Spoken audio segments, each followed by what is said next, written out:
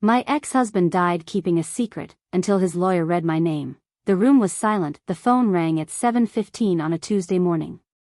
I was stirring my coffee, watching the steam rise in lazy circles, thinking about absolutely nothing important. That's how life-changing moments arrive, isn't it? Not with trumpets or warnings, but disguised as ordinary Tuesday mornings when you're just trying to wake up. I almost didn't answer. Unknown number. But something made me pick up. Is this Margaret Hayes?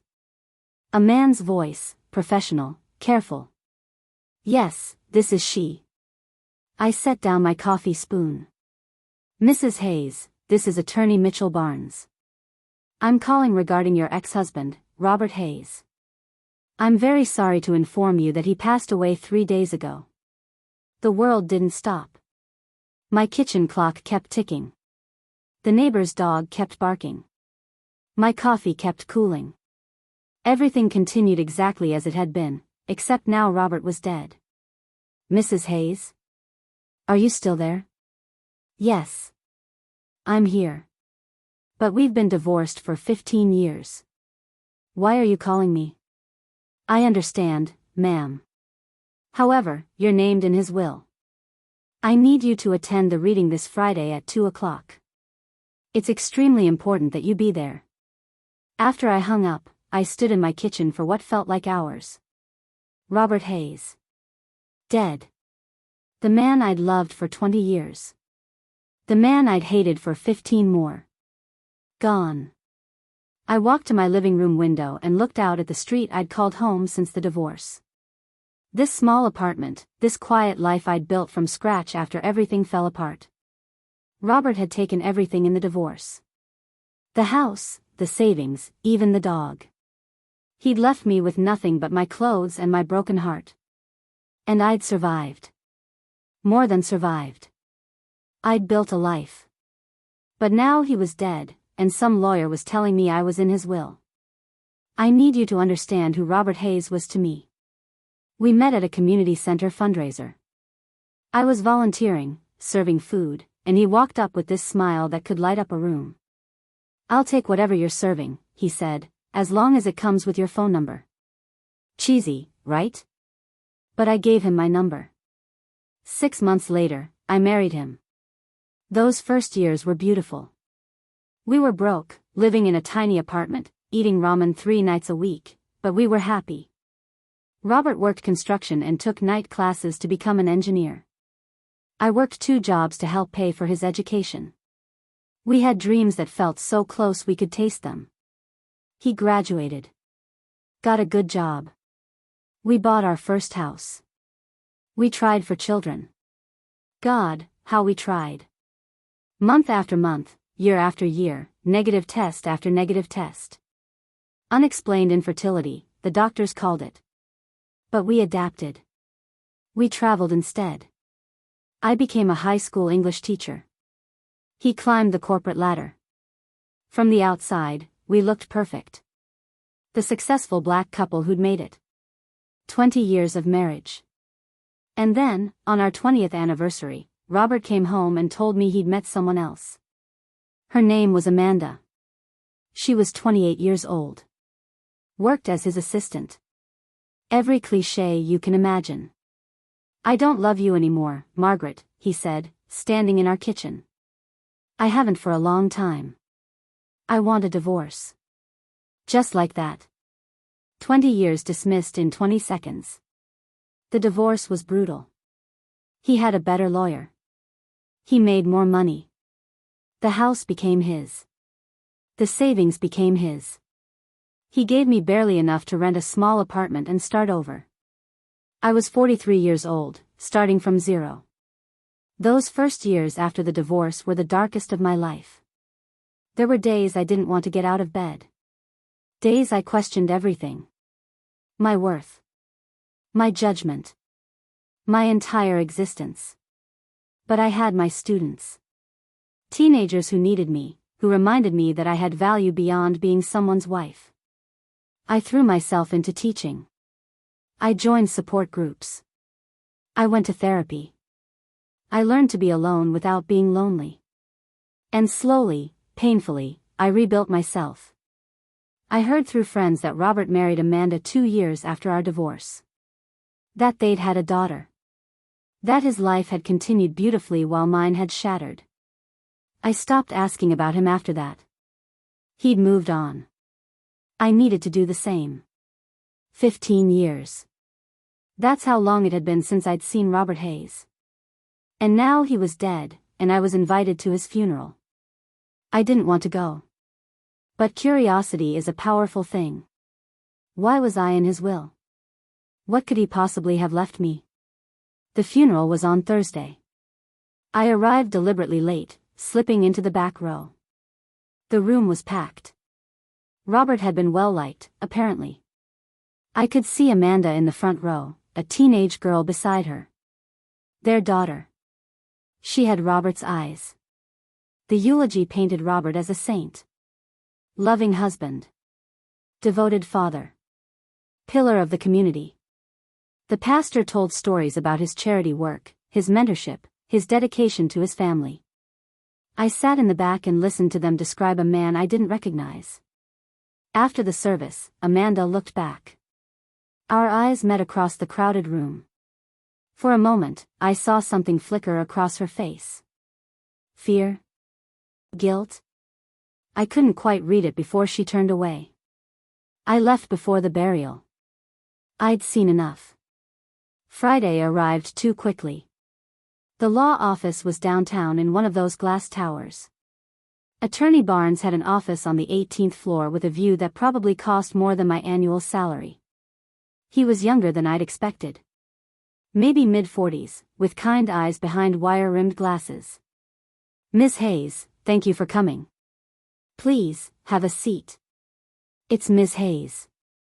I went back to my maiden name after the divorce. Of course. My apologies. The rest of the family should be arriving shortly. Before I could respond, the door opened. Amanda walked in, followed by her daughter. Behind them, Robert's parents and brothers. The temperature in the room dropped 20 degrees. Amanda stopped dead when she saw me. What is she doing here? Miss Hayes is named in the will, Barnes said calmly. Please, everyone, take a seat. This is inappropriate, one of Robert's brothers said. She has no right to be here. They were divorced. I'm aware, Barnes said, his voice taking on an edge. Now please, sit down, or I'll have to ask you to leave. Reluctantly, they sat. Amanda positioned herself as far from me as possible. Everyone stared at me like I was something unpleasant. I lifted my chin and stared back. Barnes cleared his throat and began reading. The legal language washed over me at first. Then he got to the specific bequests. To his brothers, Robert left stock portfolios. To his parents, a vacation home in Florida. To Amanda, the contents of their joint bank accounts and her car. I noticed the omissions. Not the house. Not his retirement accounts. Not his life insurance. Amanda noticed too. She leaned forward. What about the house? What about everything else? Barnes looked up. His eyes found mine. To my former wife, Margaret Hayes, I leave the following: my primary residence at 428 Maple Drive, including all contents and furnishings. My retirement accounts, totaling approximately $800,000. My life insurance policy, valued at $500,000. And the contents of safety deposit box number 742 at First National Bank, to be opened by her and her alone. The room exploded. Amanda shot to her feet. That's impossible. That's our house. We've lived there for 13 years. He can't just. I'm afraid he can, Barnes said quietly. And he did. The house was never put in joint ownership. But I'm his wife. His widow. That woman abandoned him. Amanda's finger jabbed in my direction. Actually, I said, he abandoned me. But that's ancient history. This is insane, one of the brothers said. We'll contest this. You're welcome to try, Barnes said. But Mr. Hayes was of completely sound mind. I have medical records and psychiatric evaluations to prove it. What reasons? Amanda's voice cracked. What possible reasons could he have? Barnes looked at her with pity. Mrs. Hayes, your daughter is well provided for. Mr. Hayes established a trust fund for her. As for his reasons, he left a letter for Ms. Hayes in the safety deposit box. I want to see that letter, Amanda demanded. No, Barnes said simply. The box is to be opened by Margaret Hayes only. That's not negotiable. I sat frozen while chaos erupted. Amanda was crying. The brothers were arguing. And me? I couldn't process any of it. The house at 428 Maple Drive. Our house. That house was mine again. Over $1 million. Money I'd never dreamed of having. And a letter explaining why. This isn't over, Amanda said, grabbing her daughter's hand. We're going to fight this. She stopped at the door. I hope you're happy. I hope destroying our lives makes you feel better. Then she was gone. When the room emptied, it was just me and Barnes. I'm sorry about that, he said. Mr. Barnes, I don't understand any of this. Why would Robert do this? He pulled an envelope from his desk. He asked me to give you this after the will reading. I took the envelope. My name was written in Robert's handwriting. The bank is expecting you, Barnes continued. The house transfer will take a few weeks, but legally, it's yours. The money will be transferred within 30 days. I don't know what to say. For what it's worth, Mr. Hayes spoke about you several times. He had a lot of regrets. Regrets don't undo damage, I said quietly. No. But sometimes they're all we have left to offer. I left in a daze. Only when I was home, door locked, curtains drawn, did I finally open the envelope. Margaret, it began. No, dear. No, my love. Just my name. By the time you read this, you'll know what I've done. You'll have questions. You'll be angry. You deserve to be angry. Go to the safety deposit box. Read everything inside. Then decide what you want to believe about me, about us, about everything that happened. I know I have no right to ask for your understanding or your forgiveness. But I'm asking anyway. I'm sorry for everything. But especially for not being brave enough to tell you the truth while I was still alive. The house is yours. It was always supposed to be yours. Please read what's in the box. Please try to understand. Even after everything, you were the love of my life. You were always the love of my life. Robert. I read it 3 times. The love of his life. He had a funny way of showing it. That weekend felt like the longest of my life. I couldn't focus on anything. Monday morning, I called in sick to work. Then I drove to First National Bank. The safety deposit box room was cold, private. The bank employee led me to box 742. Take all the time you need, she said, then left me alone. The box was larger than I expected.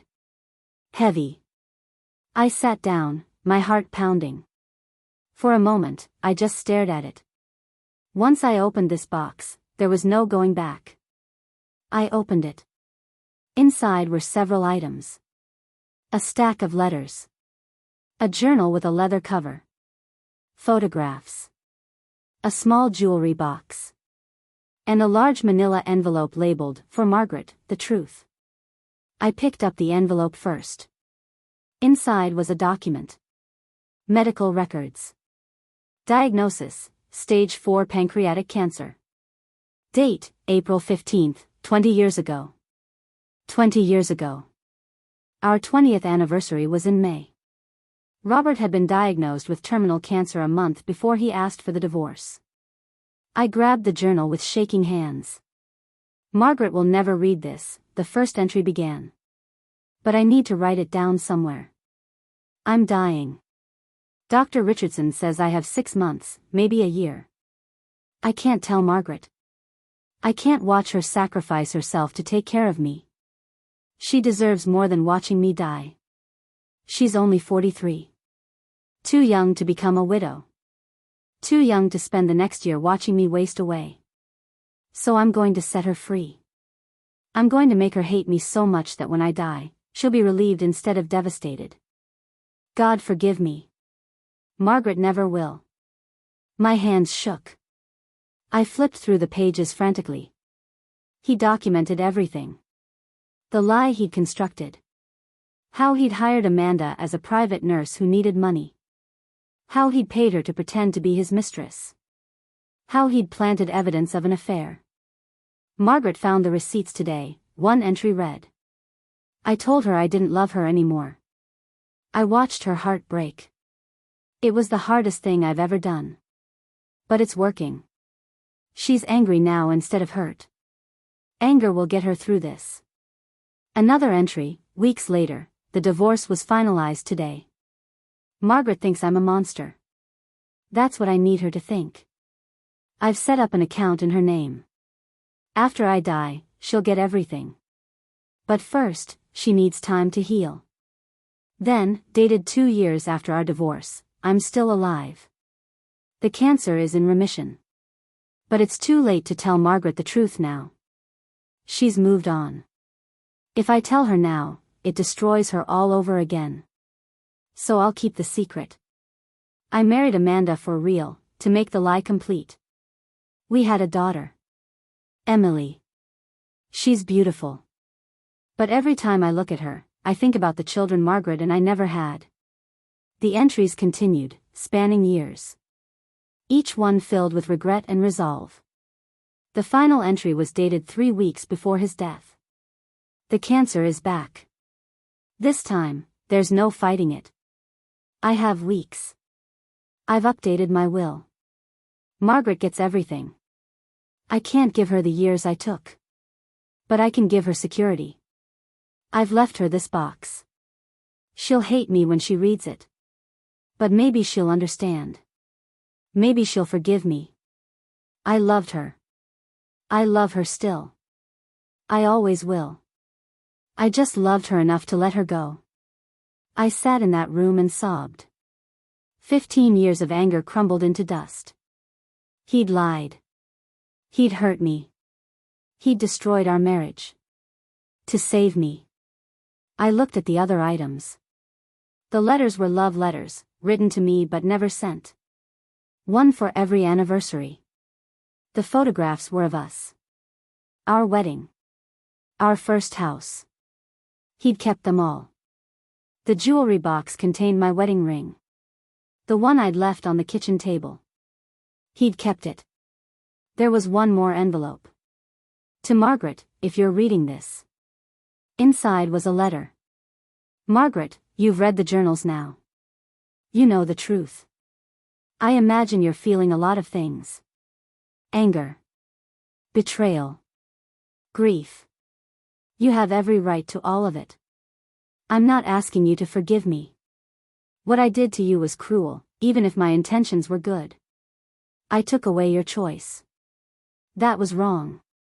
You deserved the truth. You deserved the chance to make your own decisions. You deserved to say goodbye properly.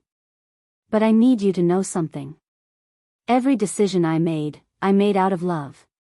Misguided love. Arrogant love. But love nonetheless. I see you as you were on our wedding day. 23 years old, smiling like the sun lived in your heart. I see you rebuilding your life after I destroyed it. Your strength, your resilience, your beautiful spirit. I'm giving you the house because it was always yours. I'm giving you the money because you earned it. I'm giving you these letters because you deserve the truth. Live, Margaret. Live the life I tried to give back to you. Be happy. Thank you for 20 beautiful years. Thank you for being the love of my life, even when I didn't deserve you. Forever yours, Robert. I sat there holding that letter, trying to process everything. Robert had loved me. But he'd also hurt me. Deliberately. Without giving me a choice. I thought about 15 years of anger. 15 years of believing I wasn't enough. All based on a lie. I should have been relieved. Instead, I was furious. How dare he? How dare he make that choice for me? How dare he decide what I could handle? I would have stayed. I would have held his hand through every treatment. That's what marriage is. That's what, in sickness and in health, means. He'd robbed me of that. But I thought about the life I'd built. The independence I'd learned. The strength I'd discovered. The woman I'd become. Would I have become her if I'd spent years as his caregiver? Maybe not. Maybe Robert's terrible sacrifice had given me something after all. Maybe we'd both lost something. And maybe we'd both gained something too. The problem with deathbed confessions is that they're one-sided. I couldn't argue with Robert. Couldn't tell him he was wrong. Couldn't tell him I understood. He was gone. And I was left holding these complicated feelings. That week, I received a letter from Amanda's lawyer. They were contesting the will. Barnes assured me it wouldn't go anywhere, but it still stung. I thought about calling Amanda. Explaining. Showing her the journals. But what would that accomplish? It would destroy her memory of him. Robert had asked me to keep his secret. Some truths aren't meant to be shared. On the day the house officially became mine, I drove to 428 Maple Drive for the first time in 15 years. It looked different. The paint was a different color. The garden was more elaborate. But the bones were the same. I used the new key and stepped inside. Different furniture. Different paint. Amanda and Robert's wedding photo where ours used to hang. Pictures of Emily at various ages. I climbed the stairs to the master bedroom. The room was empty now. Just afternoon sunlight streaming through windows. This was the room where we'd loved each other. Where Robert had told me he didn't love me anymore. Where he'd returned with another woman while carrying his secret. I sat on the floor and let myself feel everything. Grief. Anger. Confusion. Sadness. Understanding. Resentment. Gratitude. All of it. I spent the next week sorting through the house. In Robert's closet, I found a shoebox with more letters. Emails between Robert and Amanda. The first was from Amanda, 6 months after our divorce. She'd agreed to play the part one needed. A friendship had formed between them. Then Amanda's emails became more personal. She was falling in love with him. Robert's response was gentle but firm. His heart wasn't available. But Amanda had stayed. They'd married. Had a child. The last email was from Amanda, a month before Robert's death. She'd known the truth from the beginning. She'd stayed hoping to make him love her. She was angry but also grateful. Robert had promised that Emily would know she was loved. I put the emails away, thinking about Amanda. She was as much a victim of Robert's choices as I was. Maybe more so. And Emily. A teenage girl who'd lost her father and then discovered he'd left everything to his ex-wife. I made a decision then. I called Barnes. I need to make some changes, I said. I want to set up an additional fund for Emily. Enough to cover college completely, with money left over. And I want to give Amanda the house. Miss Hayes, that house is worth $600,000. I don't want the house. It's Emily's home. She shouldn't have to lose it too. Amanda belongs there. I don't. After I hung up, I felt at peace. Robert had tried to balance the scales his way. Maybe I could do better. A few days later, Barnes called. The papers were ready. Amanda wanted to speak with me.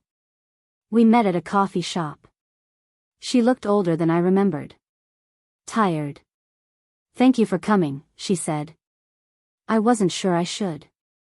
Barnes told me what you're doing. You didn't have to. Yes, I did. Emily is innocent. And you made that house a home. Amanda's eyes filled with tears. I hated you for 15 years. For being the woman he really loved. I hated you too. For stealing my husband. I didn't steal him. He was never available. His heart was always with you. I know that now. Did you read the journals? Yes. Then you know it was all a lie. I know. Are you angry? I'm complicated about it. He hurt me to save me. His intentions were good, but his methods were terrible. Amanda nodded. For what it's worth, I'm sorry. I could have walked away. I chose to stay. You loved him. I did. Even knowing he never loved me back the same way. Emily wants to meet you, Amanda said. She wants to hear stories about her father. I don't know if I'm ready. The offer stands. We parted ways with mutual understanding. Over the next weeks, the house transferred to Amanda. The trust fund for Emily was established. I kept the money from the retirement accounts and life insurance. I could retire early. Travel. Buy a nice house. The possibilities stretched out before me. But first, I needed to do one more thing. I drove to the cemetery. Robert's grave was in a newer section. Someone had left fresh flowers. I sat on the grass and pulled out the letter I'd written. Robert, I began, reading aloud. I've read your journals. I know the truth. And I need you to know how I feel. I'm angry at you. You took away my choice. That was wrong. I deserved to know. I deserved to decide for myself. You broke my heart to save it. And I understand why you did it, but understanding doesn't make it right. But I also see what you were trying to do. You loved me in the only way you knew how. Misguided love. But love nonetheless. I've spent 15 years believing I wasn't enough. You let me carry that pain. That was cruel. But I survived. And maybe I needed to survive it to become who I am now. So here's what I want you to know. I forgive you. Not because what you did was right. But because holding on to anger will only hurt me now. I forgive you for lying to me. I forgive you for breaking my heart. I forgive you for loving me so imperfectly. And I thank you. For 20 years of real marriage. For trying to balance the scales. But most of all, for the lessons. You taught me I could survive anything. I'm giving Amanda the house. I'm setting up funds for Emily. I'm making my own choices now. I don't know if I'll ever completely make peace with what you did. But I'm going to try. So this is goodbye. Proper goodbye. I loved you. I love the memory of who we were. And I'll carry that love with me. But I'm letting you go now. I'm closing this chapter.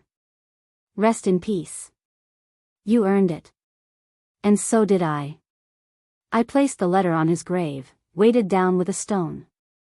Then I stood up and walked back to my car. That night, I sat in my apartment surrounded by boxes. I'd decided to move. Not to the house on Maple Drive. To something new. Something mine. I'd found a small cottage near the beach. It needed work, but it had good bones. Like me. I pulled out my laptop and started making plans. I'd retire at the end of the school year. Travel next summer. Italy, maybe. Or Greece. I'd take cooking classes. Learn to paint. Join a book club. Fill my days with joy. My phone buzzed. A text from Emily. Ms. Hayes? This is Emily. Thank you for the house and the money. Maybe we could get coffee sometime?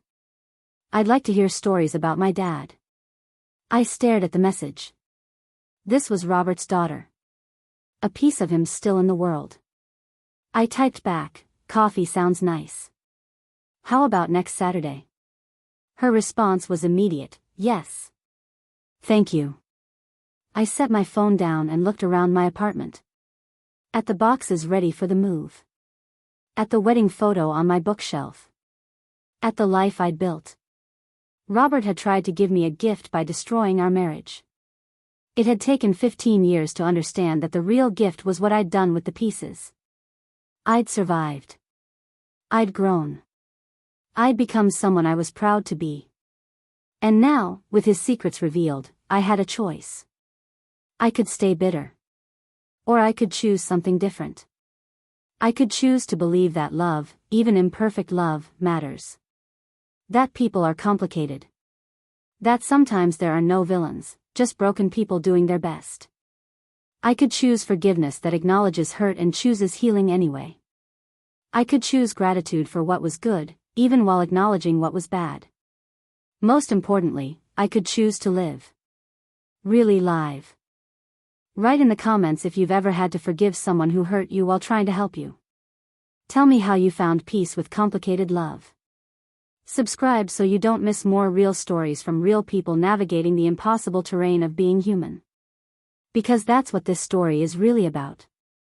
Not about wills or secrets or deathbed confessions. It's about the messy reality of loving imperfect people and being imperfect yourself. It's about the choices we make and the consequences they ripple outward. It's about breaking and healing and breaking again and healing differently the second time. Robert made his choices. Some noble, some terrible, most somewhere in between. I made mine too. To be angry. To rebuild. To eventually understand. To forgive. To live. Neither of us got it perfect. But maybe perfect isn't the point. Maybe the point is just to try. 3 months later, I was settled into my cottage by the beach. The sunroom was filled with plants and comfortable chairs. The garden was starting to bloom. Every morning, I woke to the sound of waves and felt grateful. I'd had coffee with Emily twice. She was smart and funny. I told her about her father when he was young. About his dreams and his terrible jokes. True things. Good things and flawed things. Human things. Did you love him? She asked. Very much. For a long time. Do you still? I love the memory of who we were together. And I've made peace with everything that came after. That's enough. Amanda and I texted occasionally. We weren't friends, but we'd reached an understanding. Two women who'd loved the same man in different ways. Do you think he really loved me? She asked once. I think he cared about you deeply. He built a real life with you. That's a kind of love, even if it wasn't romantic love. One Sunday, Barnes appeared at my door. Robert left one more thing for you. It was marked not to be given to you until 6 months after his death.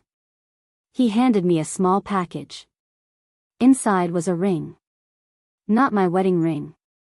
A simple gold band with an inscription, for the next chapter. R. There was a note. Margaret, if you're reading this, 6 months have passed. I don't know what choices you've made. But I know you. This ring isn't a wedding ring. It's a promise ring. From you to yourself. Promise yourself you'll live fully. That you'll love again if you want. That you'll chase dreams and forgive yourself for being human. Promise yourself you'll stop carrying the weight of my choices. That you'll remember the good parts without being destroyed by the bad. Wear this ring or don't. But know that wherever I am, I'm hoping you find everything I couldn't give you. Live, Margaret. Live so fully that someday, when you're very old and very happy, you think of me only as a brief chapter in a much longer story. All my love, Robert. I sat on my porch crying quiet tears. Then I slipped the ring onto my right hand. Not my left. My right hand. A reminder.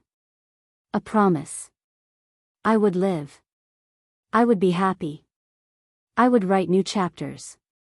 The sun was setting over the ocean, painting the sky in beautiful colors. I watched it sink, thinking about endings and beginnings. Behind me, my cottage waited. My home. My space. My life. Tomorrow, I'd wake up and continue building. I'd plant more flowers. I'd call friends. I'd meet Emily. I'd live deliberately and joyfully. But tonight, I made complete peace with the past. All of it. The love and the lies. The joy and the pain. The man who'd loved me imperfectly and the woman who'd survived. If you've made it to the end of my story, thank you. Comment below if you've ever had to forgive the unforgivable. Tell me your stories of survival and resilience. Subscribe for more real stories about real people navigating love and loss and the beautiful, complicated journey of being human. Because that's what we're all doing. We're all trying to love imperfect people in an imperfect world. We're all making choices that hurt even when we're trying to help. Robert made his choices. I made mine. To survive. To rebuild. To forgive. To live. Neither of us got it perfect. But perfect was never the goal. The last light faded from the sky. Stars emerged like promises written in light. I touched the ring on my finger, feeling its promise. Then I stood up and walked inside my cottage. Inside my life. Inside my future. The past had spoken its final words. The secrets had been revealed. Now it was time for the living to live. The story of Robert Hayes and Margaret Hayes had ended. But the story of Margaret Hayes was just beginning. And this time, I was writing it myself.